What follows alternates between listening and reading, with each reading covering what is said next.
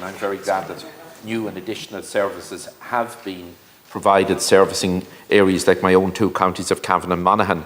And again, next Monday, a new local link service linking Cavan, Crosskeys, Ballygunduff, Virginia, Mulla, Monalty, Kells onto Ballagib will be introduced with good frequency as well.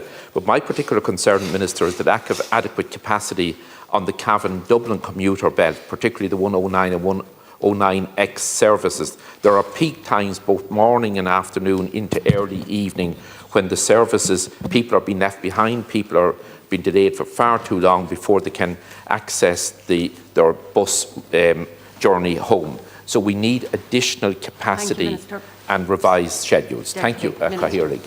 Thank you, Cathaoirleach. As Minister for Transport, I have responsibility for policy and overall funding in relation to public transport. However, I am not involved in the day-to-day operation of public transport services. The statutory responsibility for securing the provision of public passenger transport services nationally rests with the National Transport Authority, including the management of the Public Service Obligation Programme. Bus Éireann operates several PSO routes along the M3 motorway corridor as part of its direct awards contract with the NTA. These contracts set out the level of service Bus Éireann provides on the route, including the schedule, frequency, fleet, etc., while the fares are determined by the NTA and in their capacity as fare regulator. In recent months, Bus Éireann have undertaken a performance review process on all of their public service obligation routes which operate along the M3 corridor, including the 109 and the 109X Dublin to Cavan via Kells service. The performance review also examined route 111 serving Athboy to Dublin, route 111A serving Cavan to Delvin via Granard, route 111X serving Dublin to Clonmelon, and route NX serving Navan to Dublin. While Bus Éireann have advised that there are no plans at present to implement a new or direct service between County Cavan and Dublin on foot of the performance review, the company intends to introduce revised timetables from the 27th of October next, which will better meet the needs of passengers using these services by reducing capacity issues and improving service reliability on the routes. Bus Éireann will continue to monitor customer travel patterns along the M3 corridor after the timetable changes are implemented at the end of October. And if service issues continue, Bus Éireann, in conjunction with the NTA, will examine what additional interventions can be put in place to improve services for the public. Thank you, Deputy Smith. Thank you, Cathaoirleach, and I thank the Minister for his reply. Minister, I must say I'm disappointed that the performance review does not recommend some changes to the Dublin-Cavan route. What I'm talking about in particular is the need to introduce in the morning time, leaving Cavan, or direct services, Cavan, Virginia, Whitegate, which is on the Cavan-Meath border, then Dublin.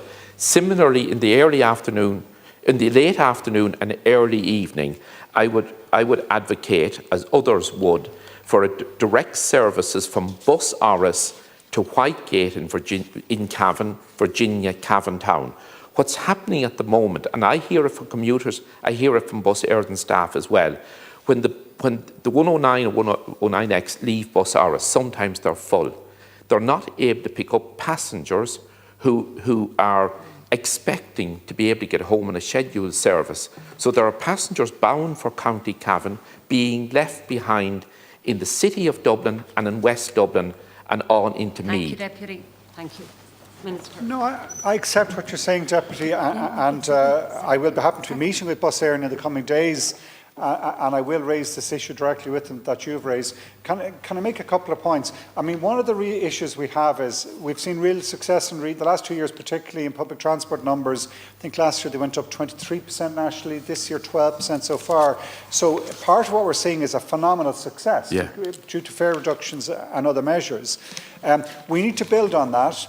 Because there are real constraints. Bus Éireann have, now more so in Cork and some other locations, but there's still been right across the country real constraints in getting drivers and mechanics, and that is an issue that we have to be aware of. I believe one of the ways in which we can most improve the service is if we can provide bus priority measures right across all the routes, so that the bus drivers and buses we have are not delayed in traffic. So we improve the service. That allows us then to maybe start looking at additional capacity measures because the bus schedule works much more efficiently. That, I think, could be one of the ways in which we really enhance the service. Yeah, and thank you, Minister. Cathaoirleach, the point I want to make, Minister, is there are people getting on the buses that are bound for Cavan who are not actually travelling to County Cavan.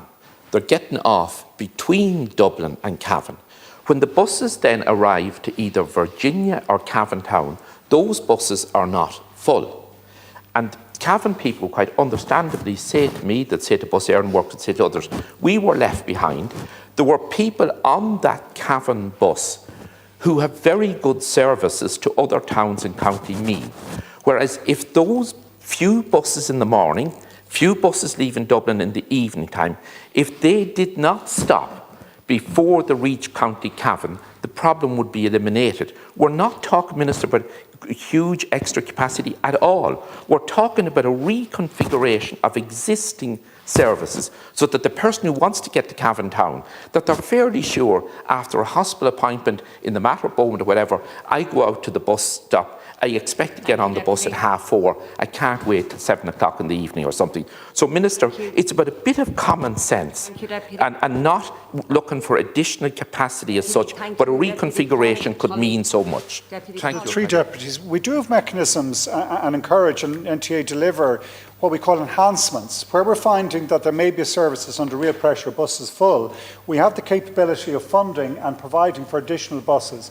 Now that's different to what I heard Deputy Tully and Deputy Smith talking about, which I take the point. Are we seeing buses full with what are short hop passengers relatively to Navan and Kells, meaning that passengers to Cavan are frozen out? And I'll raise that with Bus Éireann when I speak about them, when I speak to them.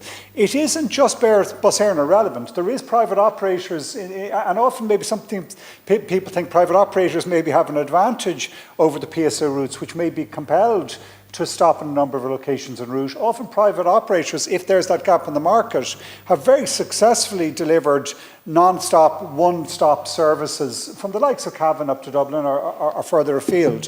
And what we saw during COVID is a lot of, obviously, those operators ran into real difficulty. Prior to that, they had continued to see a massive expansion. And I believe it benefits us that we have both a strong Bus Éireann, but also a strong contract or a private bus operator services, because they provide a very useful role. Often where there is a gap, particularly where you might want kind of one-stop services, I think the private sector also has a role. Thank you.